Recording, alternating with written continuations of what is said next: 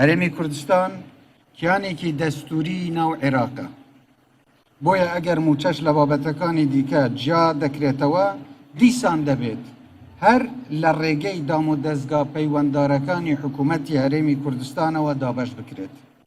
نەک وەک ئەوەی هەندێک کەس داوایان کردووە کە بە میکانیزمێکی نادەستوری و ڕاستەوخۆ موچەخۆران بە بەغداوە ببەسترێنەوە.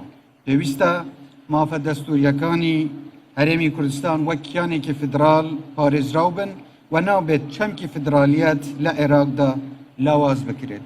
چۆن ڕۆژە بینیمان کە هەندێک کەس هەوڵیان داوە نامەیەکیان نووسیوە پێچەوانەی ئەو تێگەیشتن و ڕێکەوتنەی کە لە بینمان بووە داوایان کردووە ڕاستەوخۆ حکوومەتی بەغدا موچەی موچەخۆران بدات کە ئەمە پێشێلیکردنی مافە دەستوریەکانی هەرێم و لاوازکردنی قەوارەی هەرێمی کوردستانە. من لێرە داوا لەو لایەنانە دەکەم کە چیتر هەوڵی ئاسانکاری و ڕێخۆشکردن بە کەس نەدەن کە مافە دەستوریەکانی خەڵکی کوردستان پێشێل بکەن.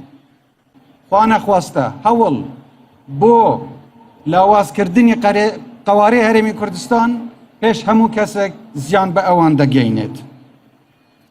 هیوادارم واز لەو سیاسەتە بێنن، بگەڕێنەوە بەرەی گەل، واز لە بەرژەوەندیە هەسکەکانی خۆیان بێنن و زیاتر بیر لە بەرژەوەندی باڵای گەل و خاک و نیشتیمانەکەمان بکەنەوە.